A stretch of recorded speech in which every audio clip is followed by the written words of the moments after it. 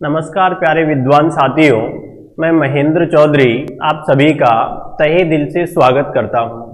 दोस्तों, जैसा कि आपको पता होगा कि हमारे यहाँ पर आपकी पीएसपी संस्थान में फाउंडेशन बैच का कल से शुभारंभ किया गया है और ये फाउंडेशन जो बैच है ये उन विद्यार्थियों के लिए मील का पत्थर साबित होगा जो प्रतियोगी परीक्षाओं की तैयारी कर रहे हैं।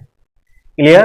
तो आप जो भी विद्यार्थी अपने जो बेसिक कोर्स है, जो आप डिग्री कोर्स कर रहे हो, उनके साथ अगर आप भविष्य में आने वाले कॉम्पिटिटिव एग्जाम की भी तैयारी करना चाहते हो तो आपके लिए यह एक बहुत ही सुनहरा पल है। क्लियर? तो जो भी विद्यार्थी इस फाउंडेशन बैच में भाग लेना चाहते हैं वो अपना ऑनलाइन रजिस्ट्रेशन करवा सकते हैं, जो कि रजिस्ट्रेशन की क्या प्रोसेस है उसके बारे में आप सभी को पहले से ही अवगत करवाया गया होगा। क्लियर है? तो मित्रों, आज से अपन आप लोगों को मैथमेटिक्स और रीजनिंग के बारे में बहुत ही सारगर्भित और रोचक तरीके से पढ़ाने वाले हैं और बिल्कुल जीरो लेवल से, ये मानकर कि आप जीवन में मैथ का या कंपटीशन की दुनिया में मैथमेटिक्स और रीजनिंग का पहली बार ही आनंद ले रहे हो और धीरे धीरे स्टेप बाय स्टेप आपको जो ये प्रतियोगी परीक्षाओं की तैयारी करवाने का यहाँ पर जो कंटेंट प्रोवाइड करवाया जाएगा वो आरएस लेवल को आधार रखकर प्रोवाइड किया जाएगा। क्लियर है? तो मित्रों, अपन शुरुआत करते हैं आज अपने टॉपिक की और वो टॉपिक का नाम है फ्रैक्शन एंड डेसिमल, यानी भिन्न एवं दशमलव। क्लियर? तो हमारा जो टॉपिक है उसका नाम है फ्रैक्शन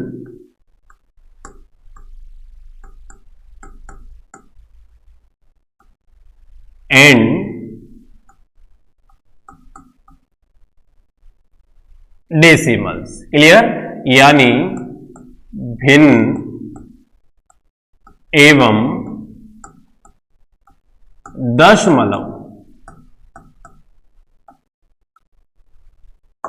क्लियर है?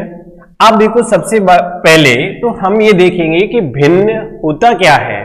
तो प्यारे विद्यार्थी मित्रों, एक इकाई को अगर हम छोटे छोटे खंडों में विभाजित करते हैं तो वह क्या कहलाती है?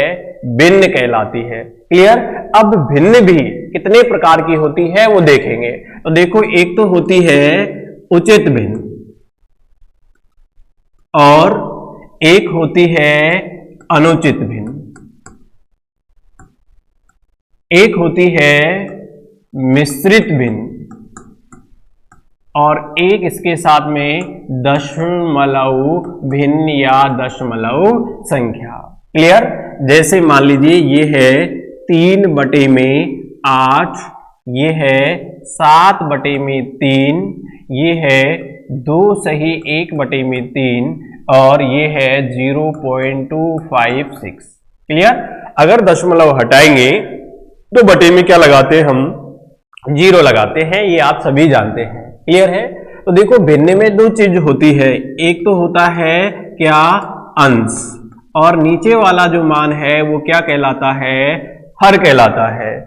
अब देखो, सबसे पहले तो हम ये देखेंगे कि इसमें उचित भिन्न तो कौन सी है और अनुचित भिन्न कौन सी है। क्लियर? तो देखो भाई, यहां पर जैसे मान लीजिए कोई 8 साल का बच्चा है और यदि अपन 8 साल के बच्चे के ऊपर अगर 3 साल का बिठा देते हैं तो बताओ उचित बात है या अनुचित बात है? इसका मतलब ये तो कौन सी बात है? उचित बात है। तो ये वाली जो भिन्न है ये कौन सी भिन्न हो गई? उचित भिन्न हो गई। क्लियर? जैसे यहां पर देखो 3 साल का बच्चा है और इसके ऊपर अपन कितने साल का बिठा देते हैं? 7 साल का बिठा देते हैं, तो इसका मतलब ये वाली बात तो क्या हो गई? अनुचित। तो यानी ये कौन सी भिन्न हो गई? अनुचित। अगर हम किताबी भाषा में परिभाषा देना चाहे तो जिस भिन्न का अंश छोटा हो और हर क्या हो? बड़ा हो, तो वो वाली जो भिन्न है वो तो कौन सी भिन्न कहलाती है? उचित भिन्न कहलाती है। और जिस भिन्न का अंश बड़ा हो और हर छोटा हो तो वो वाली भिन्न कौन सी कहलाती है? अनुचित भिन्न कहलाती है। क्लियर? और बाकी मिश्रित भिन्न तो आप सभी जानते हो, इस तरीके से जो भिन्न होती है वो कौन सी भिन्न कहलाती है? मिश्रित भिन्न। जैसे इसको हल करेंगे अपन तो 3 दूनी 6, 6 और 1 7, यानी 7/3। तो इसको आप सभी जानते हो। अब देखो अपन बात करें भाई किसकी? शांत दशमलव संख्या या दशमलव भिन्न की। तो ये जो दशमलव भिन्न है ये भी कितने प्रकार की होती है? 2 प्रकार की होती है। कौन कौन सी? एक तो होती है भाई शांत दशमलव संख्या, और एक होती है अशांत दशमलव संख्या। क्लियर? अब देखो जैसे नाम से स्पष्ट है कि शांत दशमलव संख्या, यानी जैसे 0.256, यानी एक नियत अंक तक जाने के बाद मान क्या होता है? रुक जाता है, यानी शांत हो जाता है। तो वो वाली जो संख्या है वो कौन सी कहलाती है? शांत दशमलव संख्या। अगर हम बात करें अशांत दशमलव संख्या की, जैसे 0.3257 dash dash dash dash dash, यानी ये मान कहां तक जा रहा है? अनंत तक। तो ये वाली जो भिन्न है वो कौन सी भिन्न कहलाएगी? अशांत दशमलव संख्या। अब देखो अगर हम बात करें ये अशांत दशमलव संख्या की, तो ध्यान रखना ये जो अशांत दशमलव संख्या होती है ये भी 2 प्रकार की होती है भाई। अब वो 2 प्रकार की कौन कौन सी होती है वो देख लेते हैं। तो देखो एक तो होती है आवृत्ति अशांत दशमलव संख्या। क्लियर? और एक होती है अनावृत्ति अशांत दशमलव संख्या। अब देखो नाम से ही स्पष्ट हो रहा है, आवृत्ति यानी जिसकी बार बार क्या होती है? आवृत्ति होती है। कैसे होती है? जैसे 0.2525 dash dash dash dash, 0.3535 dash dash dash dash dash, यानी एक निश्चित बार बार क्या होती है? आवृत्ति होती है। अब देखो इसको किस तरीके से लिखा जाता है, यानी 0.25 और इसके ऊपर अपन क्या लगा देते हैं? बार, यानी ये जो संख्या है ये क्या आ रही है? बार बार आ रही है, इसलिए इसके ऊपर अपन ने क्या लगाया? बार। क्लियर है? जैसे ये 0.3535 यानी 35 ये बार बार आ रहा है, इसलिए अपन इसके ऊपर में क्या लगाएंगे? बार लगाएंगे। क्लियर है दोस्तों? आजकल कई बुकों में इसको ऐसे भी लिख दिया जाता है, जैसे 0.25 है तो यहां 0.25 और यहां इसके ऊपर इस तरीके से 2 बिंदे लगा देता है। तो इसका मतलब भी क्या है कि इसके ऊपर क्या लगा हुआ है? बार लगा हुआ है। क्लियर? अब देखो अनावृत्ति अशांत दशमलव, यानी नाम से ही स्पष्ट हो रहा है जिसकी कोई फिक्स आवृत्ति नहीं होती है। जैसे 0.325 डैश डैश डैश डैश, यानी जिसकी कोई फिक्स आवृत्ति नहीं होती है। क्लियर है दोस्तों? यहां तक आप सभी को समझ में आ गया होगा। ये भिन्न को लेकर कुछ बेसिक बातें थी। क्लियर है? आगे चले। देखो अब देखो एग्जाम में प्रश्न भिन्न से संबंधित हमारे किस तरीके से पूछे जाते हैं। जैसे मान लीजिए अपन से कहेगा कि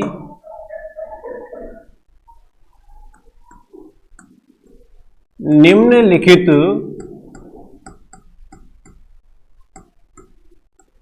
भिन्नों को आरोही क्रम में लिखिए। आरोही क्रम में लिखिए।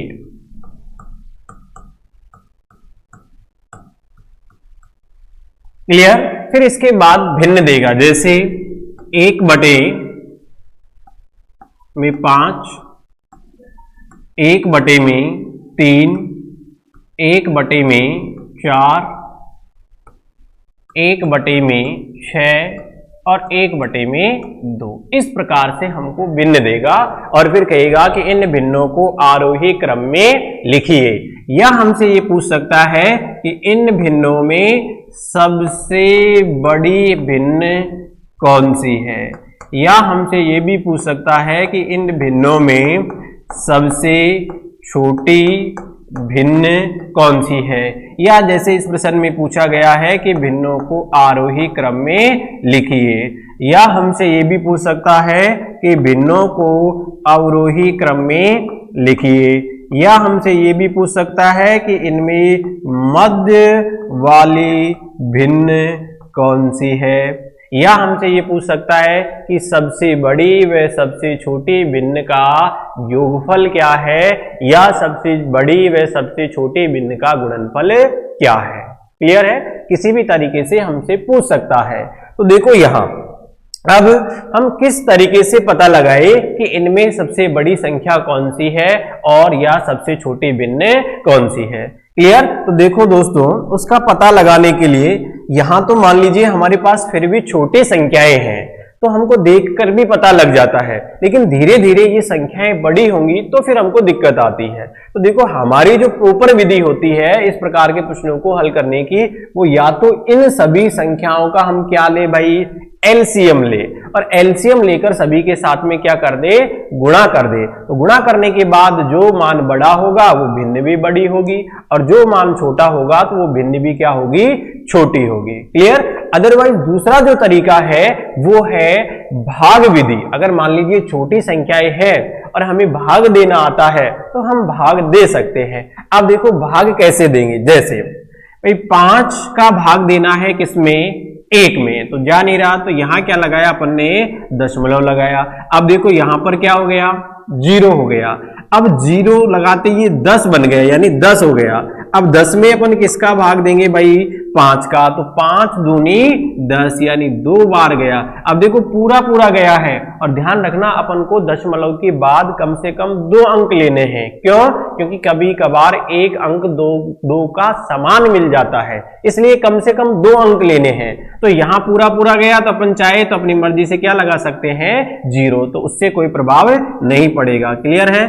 अब देखो ऐसे ही यहां 3 का भाग 1 में देंगे, नहीं जा रहा, तो अपन ने क्या लगाया भाई, दशमलव लगाया। अब कितने हो गए, 10 हो गए। अब 10 में अगर अपन 3 का भाग देंगे तो 3 तिये 9, यानी कितनी बार गया, 3 बार। फिर क्या शेषफल बचा, 1। अब देखो हम दशमलव लगा चुके हैं, तो इसका मतलब वापस फिर कितने हो गए, 10। फिर 10 में 3 का भाग देंगे तो 3 तिये 9। क्लियर है बात यहां तक। अब आगे चलते हैं। अब देखो यहां भी 4 का भाग देना है, इसका मतलब यहां क्या लगाई हमने, दशमलव। अब कितने हो गए भाई, ये 10। अब देखो 10 में किसका भाग देंगे अपन, 4 का, तो 4 दूनी 8। फिर इसके बाद में क्या शेषफल बचा है, 2 बच गया। अब कितने हो गए भाई, 20। तो 20 में 4 का भाग देंगे तो 4 पंजे 20, यानी ये पॉइंट क्या हो गया, 25 हो गया। क्लियर है बात यहां तक। ऐसे ही देखो यहां भी दशमलव लगाया। अब ये कितने हो गए भाई, ये हो गए हमारे 10, और 10 में किसका भाग देना है, 6 का, तो 6 एकम 6, कितने बचे, 4। फिर 0 उतारा, 40 हो गए। फिर 40 में किसका भाग देंगे अपन, 6 का, तो 6 6 36। क्लियर है। ऐसे यहां देखो दशमलव लगाया। अब ये कितने हो गए भाई, 10 हो गए।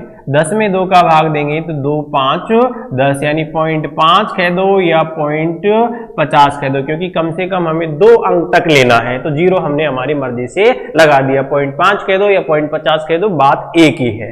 अब देखो यहां तक करने के बाद अब हमको ये देखना है, आप चाहो तो भले ही अब दशमलव को भी भूल जाओ, हमें ये देखना है कि इनमें सबसे बड़ा मान कौन सा है। तो बताओ, दशमलव को छोड़ देते हैं अपन, तो 20, 33, 25, 16 और 50 में सबसे बड़ा जो मान है वो क्या दिखाई दे रहा है भाई अपन को, 50। तो इसका मतलब सबसे जो बड़ी भिन्न है वो क्या हो जाएगी, 1/2 हो जाएगी। क्लियर है। बात करें अपन सबसे छोटे की, तो भाई इनमें सबसे छोटा मान क्या है, 1/6 है। तो इसका मतलब सबसे छोटी जो भिन्न है वो क्या हो जाएगी, 1/6 हो जाएगी। अपन से पूछा है कि भिन्नों को आरोही क्रम में लिखिए। अब देखो, या तो आरोही क्रम में पूछेगा या फिर अवरोही क्रम में पूछेगा, यानी असेंडिंग ऑर्डर या फिर डिसेंडिंग ऑर्डर। तो देखो, असेंडिंग ऑर्डर में अपन इसको किस तरीके से लिखेंगे। तो यहां हमारे पास में दो प्रतीक चिन्ह होते हैं, जैसे यानी एक तो होता है से बड़ा, जैसे 5 से बड़ा है क्या 7, क्लियर। और एक ये यानी 7 से छोटा है क्या,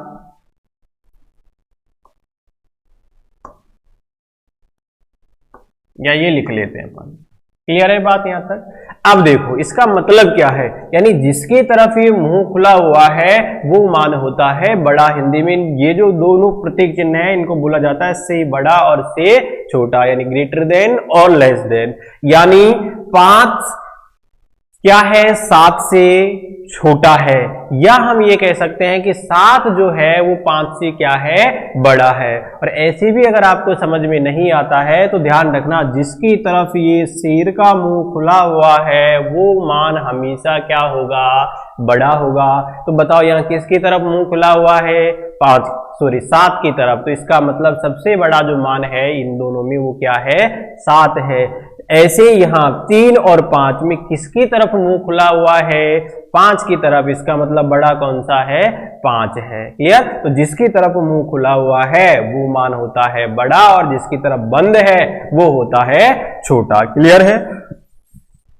अब देखो यहां हमसे पूछा है कि आरोही क्रम में लिखिए। आरोही का मतलब क्या होता है, बढ़ते हुए क्रम में, यानी सबसे छोटा, फिर ठीक उससे बड़ा, फिर ठीक उससे बड़ा, फिर ठीक उससे बड़ा। तो बताओ सबसे छोटा, तो सबसे छोटा क्या है भाई 0.16 यानी 1/6 है। क्लियर। फिर इससे ठीक बड़ा, तो इससे ठीक बड़ा क्या है भाई, यानी ये वाला है, तो 1/5। फिर इससे ठीक बड़ा, तो इससे ठीक बड़ा कौन सा है 1/4। फिर इससे ठीक बड़ा क्या है 1/3। क्लियर। फिर इससे ठीक बड़ा क्या है 1/2। क्लियर। हमसे ये पूछे कि अवरोही क्रम में लिखिए, तो अवरोही में अपन क्या करेंगे, इसको पलट देंगे। क्लियर। और जैसे यहां हमसे पूछा है कि मध्य वाली भिन्न कौन सी है, तो देखो मध्य वाली भिन्न हम किस तरीके से ज्ञात करेंगे, तो यानी 2 इस तरफ और 2 ही इस तरफ। तो बीच में क्या आ रहा है 1/4। तो बताओ मध्य वाली जो भिन्न है वो क्या हो जाएगी 1/4। क्लियर है दोस्तों यहां तक। क्लियर। तो इस तरीके से हमें प्रश्न में पूछता है, लेकिन यहां तो संख्या क्या थी, ये मान छोटे थे, इसलिए हमें भाग आता था तो हमने भाग दे लिया। लेकिन देखो मैं आपको बता देता हूं, कंपटीशन की अगर हम तैयारी कर रहे हैं तो ये कोई जरूरी नहीं है कि आपको कितने प्रश्न आ रहे हैं, हो सकता है आपको सारे आ रहे हों, लेकिन अगर उनको हमने सही समय पर नहीं किया तो वो हमारे कोई काम के नहीं है। इसलिए यहाँ पर समय का भी बहुत ध्यान रखना होता है, और समय को बचाने के लिए कुछ हमारे पास में ऐसे शॉर्ट ट्रिक होते हैं जिनको हमको क्या करना पड़ता है, अपनाना पड़ता है। अब देखो हम कैसे हल करेंगे इसको दूसरे तरीके से, जो आपको उसी तरीके से हल करना है। क्लियर है बात यहां तक। तो भाई भिन्न में 2 ही चीज होती है, हमें तो यही समझ में आया कि ऊपर वाला जो मान है वो तो क्या कहलाता है अंश, और नीचे वाला जो मान है वो क्या कहलाता है हर। क्लियर है बात यहां तक। अब बताओ इनमें आपको कुछ समान दिखाई दे रहा है क्या, बिल्कुल दिखाई दे रहा है। क्या, देखो यहां भी 1 है, यहां भी 1 है, यहां भी 1 है, और यहां भी 1 है। इसका मतलब हमें क्या समान दिखाई दे रहा है, सभी का अंश क्या है समान है। क्लियर। और हर क्या है अलग अलग है। तो ध्यान रखना, जब भिन्नों का अंश समान हो और हर क्या हो अलग अलग हो, तो ऐसी अवस्था में जो मान जैसा दिखाई देता है ठीक उसके क्या होता है विपरीत होता है या उल्टा होता है। अर्थात जो मान सबसे बड़ा दिखाई देता है वो वास्तव में क्या होता है, सबसे छोटा होता है, और जो मान सबसे छोटा दिखाई देता है वो वास्तव में सबसे बड़ा होता है। क्लियर है? ये कब होगा? जब भिन्नों का क्या समान हो, अंश समान हो। इस तरीके से अगर हम हल करेंगे तो हमें भाग देने की भी आवश्यकता नहीं पड़ेगी। क्लियर है? तो हमें यानी भाग देने की भी क्या आवश्यकता नहीं पड़ेगी। तो यहां देखो भाई,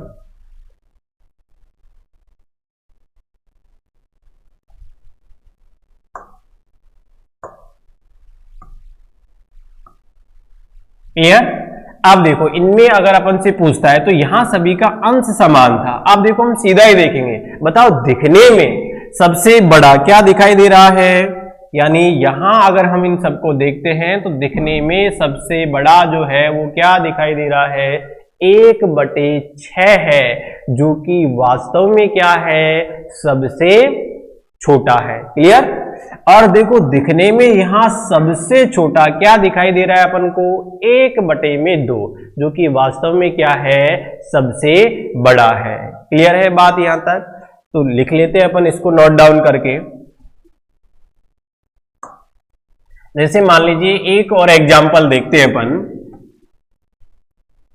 जैसे अपन को दे रखा हो 5/7, 5/8, 5/37, 5/26 और यहां पर दे रखा हो 5/17। क्लियर?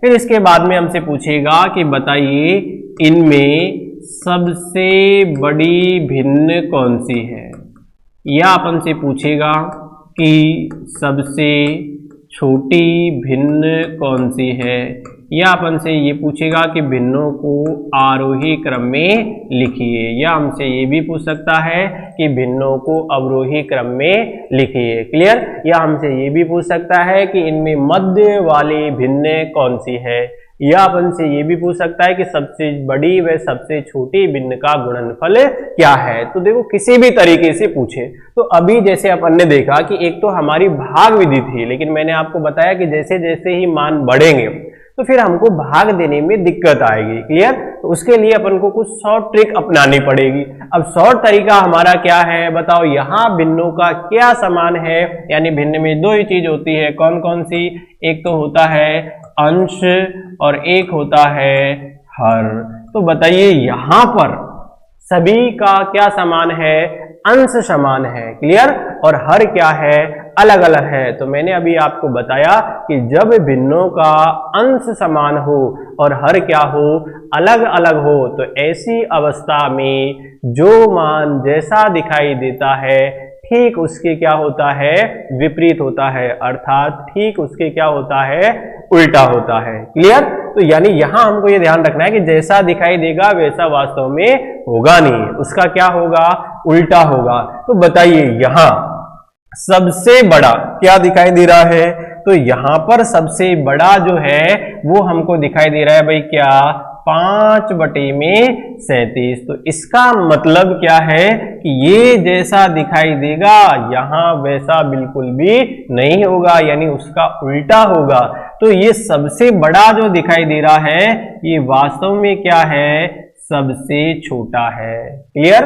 और दिखने में सबसे छोटा क्या दिखाई दे रहा है, 5/7। तो 5/7 जो दिखने में सबसे छोटा दिखाई दे रहा है, बताइए ये वास्तव में क्या है, सबसे बड़ा है। यानी सबसे बड़ी जो भिन्न होगी वो क्या होगी, 5/7 होगी। मान लीजिए अपन से पूछता है कि भिन्नों को आरोही क्रम में लिखिए, तो अपन आरोही क्रम में लिख सकते हैं। क्लियर? आरोही का मतलब होता है बढ़ते हुए क्रम में, यानी सबसे छोटा मान, फिर उससे ठीक बड़ा, फिर उससे ठीक बड़ा। तो बताओ सबसे छोटा यानी जो दिखने में सबसे बड़ा होगा उसको लिखेंगे अपन।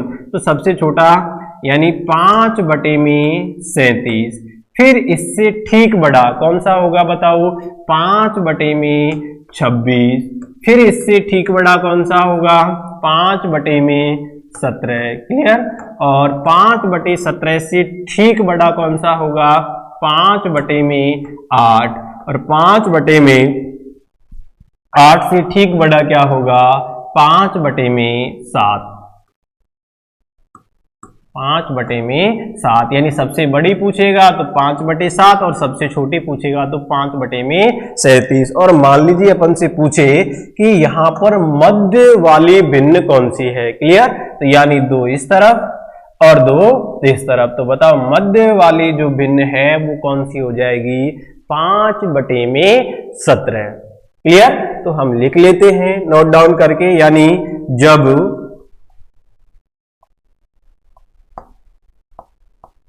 भिन्नों का अंश समान हो और हर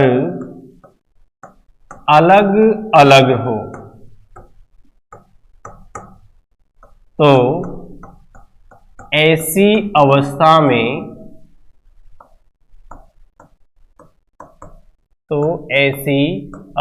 में जो मान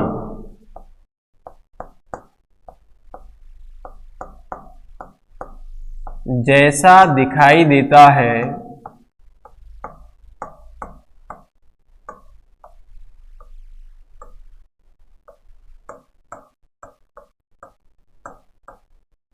ठीक उसके विपरीत होता है। ठीक उसके विपरीत होता है। क्लियर? यानी अर्थात जो मान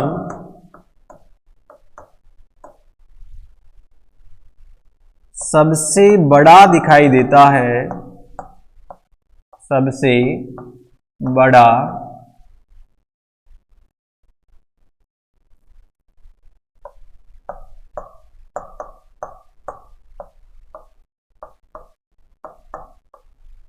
दिखाई देता है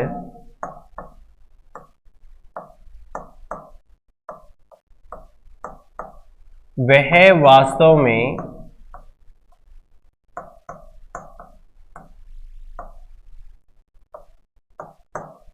सबसे छोटा होता है। वह वास्तव में सबसे छोटा होता है और जो मान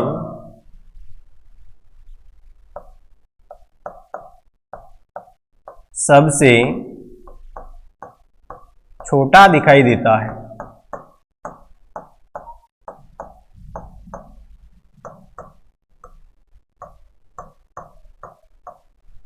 वह वास्तव में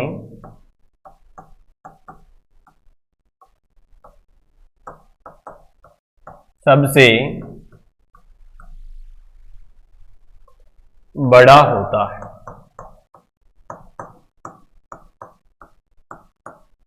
क्लियर? यानी जो मान दिखने में सबसे बड़ा दिखाई देगा वो वास्तव में क्या होगा? सबसे छोटा होगा, और जो मान सबसे छोटा दिखाई देगा वो वास्तव में क्या होगा? सबसे बड़ा होगा। क्लियर? तो आज अपन अपनी कक्षा का यहीं समापन करते हैं और नेक्स्ट मुलाकात फिर अपनी कल होगी। क्लियर? धन्यवाद।